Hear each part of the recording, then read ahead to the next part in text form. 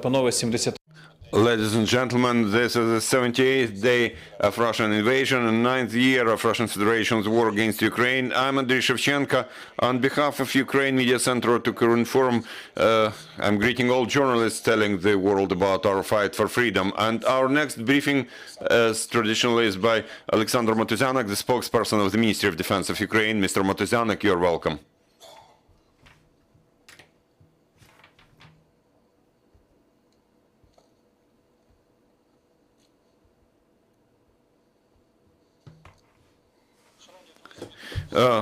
Dear friends, welcome everybody, and I'd like to share with you as traditional information about the peculiarities of the military aggression of Russia against Ukraine, information as of noon today, 12th of May.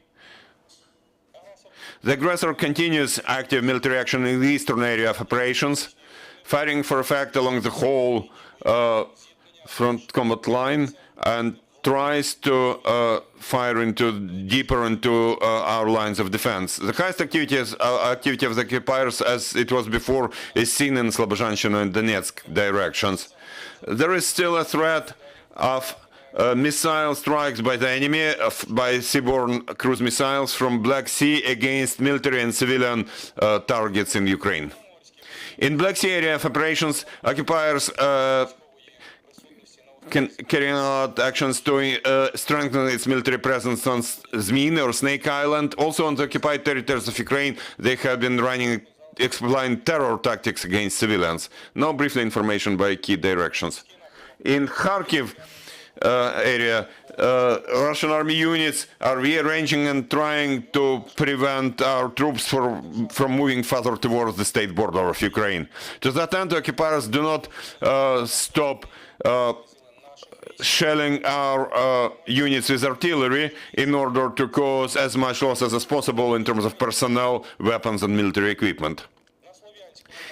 Around Slavyansk, in Slavyansk direction, units from the 1st Tank Army, 20th Army of the Western Military District, 29th, 35th, 36th Armies, as well as 68th Armed Corps of the Eastern Military District, they are rearranging their units to resume offensive operation towards Barvinkovo and Slavyansk. And in order to clarify the target, the enemy has done some reconnaissance using UAV in the area of Izum to Krasnopilya, 15 kilometers to northwest from Slavyansk. In Donetsk Oblast, occupant units, including some units of the so-called 1st and 2nd Armed Corps, as well as 8th and 58th Army of the Southern Military District, conduct active military action in Liman, Severodonetsk, Popasna, Bakhmut, Avdiivka, Kurakhova, and Novopavlivka directions. Their goal is to take control over the town of Rubizhne and to take Liman, Severodonetsk, and Marinka. In Liman direction, the enemy has focused its main efforts on creating the base near Bilogorivka, 6 kilometers to the west from Lysychansk, and preparing offensive on Lysychansk. To that end, the enemy has been strengthening its offensive capacity of their troops. And towards Siversk, the enemy, in the area of Siversk, the enemy has been doing offensive towards the Landolina and Novoselivka. There was active combat action there. In Severodonetsk direction, the invaders have been running offensive action towards Kudryshivka, Severodonetsk. In Kurakhova direction, they run an offensive towards Oleksandrivka and Marinka. In Mariupol area, as previously, the enemies focus their efforts in blocking our units around the Azovstal steel factory. Russians do not stop aviation strikes, air strikes, including using Tu-22 M3 airplanes, and they also do artillery shelling of the city. In Zaporizhia direction, the enemy maintains positions previously taken and shells our units almost along the whole front line, including use of heavy artillery and multiple launch rocket systems. In southern Bugentavria direction, the aggressor using 8th Army, 49th Army, and 22nd Armed Corps. And in some directions, they have been trying to improve their tactical situation. The enemy has been strengthening its firing system, improving its fortifications of their positions, replenishing reserves of weapons, equipment, armor, and fuel and lubricants. In Tavria direction, Russian troops ran some demonstrations in order to keep Ukrainian troops in place, as well as they have been improving their engineering positions, replenishing armor and equipment. In Volyn, Polisia, and Siversk directions, certain units of Belarusian armed forces, up to 7 battalions, continue their assignments to strengthen Belarus-Ukraine border and Brest and Homel Oblast. There is still a threat of rocket and air strikes from the territory of Belarus against facilities in Ukraine. At checkpoints and in parts of Bryansk and Kursk Oblasts of Russia neighboring the border, there are still strengthened units of FSB's border guards as well as Russian army. Also, the aggressor has fired with artillery against our troops in districts near border around Karpovich and Sinkivka in Chernihiv Oblast. In Bessarabia direction, there have been no significant changes in the situation. Situation there remains quite tense.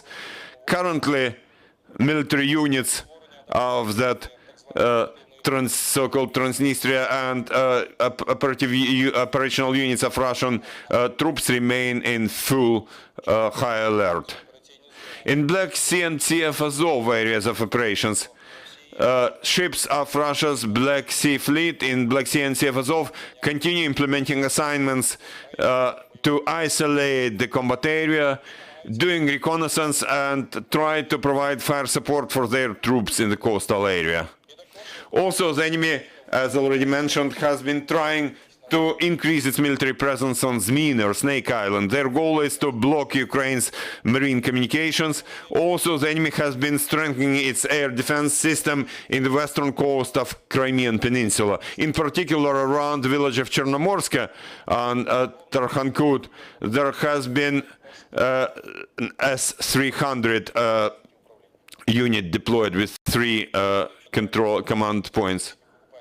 A couple of words about illegal activities of Russian occupiers. The Russian troops continue, unfortunately, they continue to purposely be destroying civilian infrastructure in Ukraine by rocket strikes, air strikes, and artillery shelling towards residential quarters and infrastructural facilities in Dnipropetrovsk, Donetsk, Zaporizhia, Luhansk, and Odessa Oblasts, as well as towns and villages in Sumy Oblast near the border. Russian so-called military civil administrations are making steps to prepare integration of occupied territories into Russian Federation, in particular by changing their administrative territorial structure and adaptation of legal banking and border control system to Russian legislation. Also, they prepare regulations to start issuing Russian passports.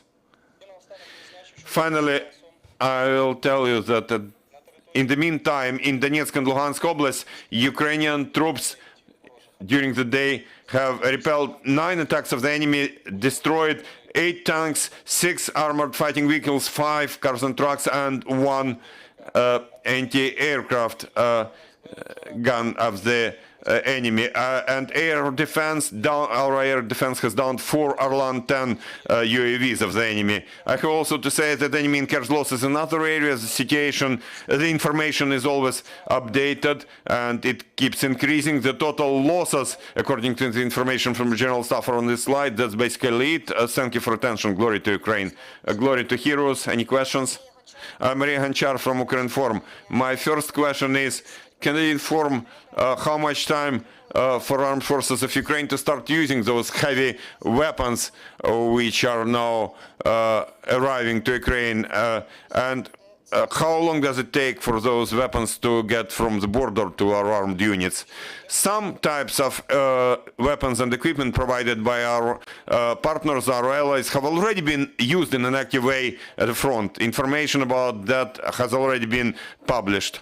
But how much weapons? It depends on the weapons, type of weapons. The heavier it is, sometimes it takes more time, certain logistical routes in particular to mask that equipment and so on. I cannot quote any particular times. For some types it takes 1 week, for some of them it takes 3 days, you have to understand. Second question, maybe. In chief of Czech magazine What Was in the Navigation. Give us one moment for the interpretation. Okay. I would like to ask, recently the Russian media claims that their soldiers occupying Snake Island repelled heavy Ukraine attacks and destroyed many Ukraine attackers and helicopters. Could you please comment about Ukraine's success attacking the Snake Island? Thank you.